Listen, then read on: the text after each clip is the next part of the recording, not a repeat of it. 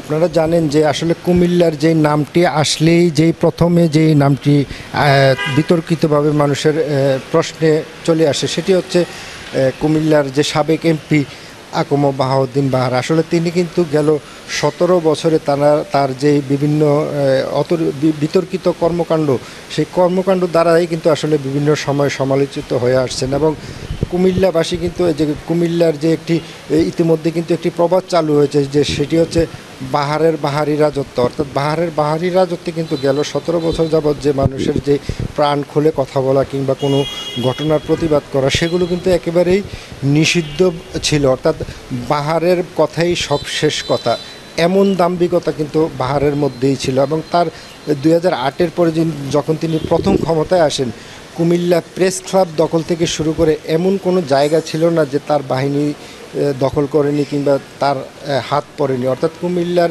যে যতগুলো সরকারি প্রতিষ্ঠান ছিল, বেসরকারি প্রতিষ্ঠান ছিল, স্বায়ত্তশাসিত প্রতিষ্ঠান ছিল, সব জায়গায় কিন্তু আসলে তার যে বাহারি রাজত্ব, সেই রাজত্বের তিনি কিন্তু কায়েম করেছিলেন। 100% কপার কন্ডেন্সারে তৈরি ভিশন ফ্রিজ, তাই গুণে মানে অটুট থাকে বছরের পর বছর। ফলে যে সাধারণ মানুষের মধ্যে কিন্তু একটি মূর্তিমান আতঙ্ক ছিল কুমিল্লার হাজী বাহার।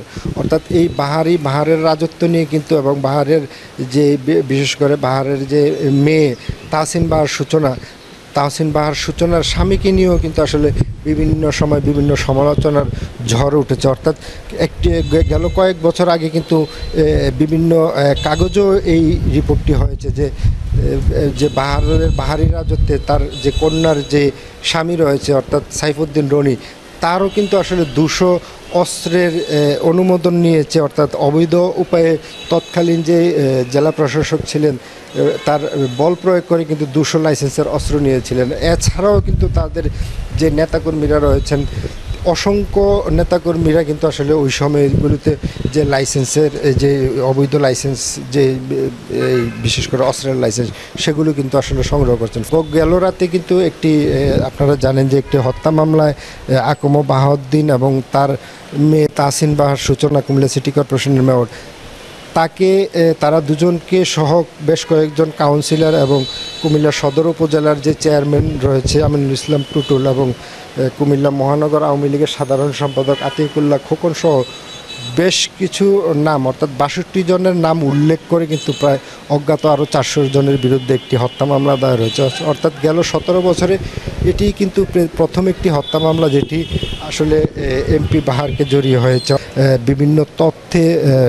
বিভিন্ন তথ্যসূত্রে আমরা যেটি জানতে পেরেছি, যদিও এইসব তথ্য আমরা আসলে নির্ভরযোগ্য সূত্র মনে করি না, তারপরও আসলে দর্শকদের উদ্দেশ্যে আমরা শেয়ার করতে চাই। সেই তথ্যটি হচ্ছে গেল 5 তারিখ যে কুমিল্লা সিটি কর্পোরেশনের মেয়র তাহসিন বাহার সূচনা, তিনি সহ তার পরিবার সহ কিন্তু আকম বাহাউদ্দিনের নির্দেশে কুমিল্লা বিবির বাজার স্থলবন্দর দিয়ে তারা আগরতলায় পাড়ি জমান ভারতের আগরতলায়, অর্থাৎ ভারতের আগরতলার সোনামুড়া এলাকায় বসবাস করছেন এমন গুঞ্জন কিন্তু বিভিন্ন সূত্র থেকে আমরা পেয়ে আসছি। আপনারা জানেন যে আসলে গেল জুলাই মাসের মাঝামাঝি থেকেই কিন্তু আকম বাহাউদ্দিন কুমিল্লা ছেড়েছেন। অর্থাৎ চোখের অপারেশনের অজুহাতে কিন্তু কুমিল্লা ত্যাগ করেন তিনি।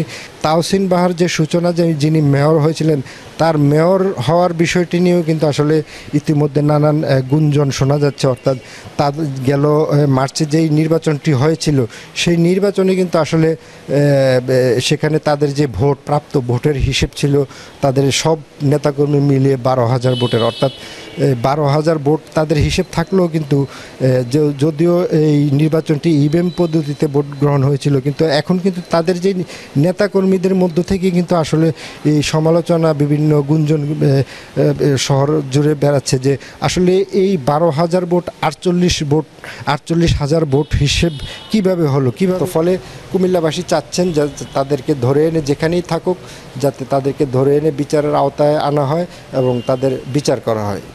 তো কুমিল্লা থেকে আমার কাছে এই ছিল বাহারের বাহারি রাজত্ব নিয়ে সবশেষ তথ্য।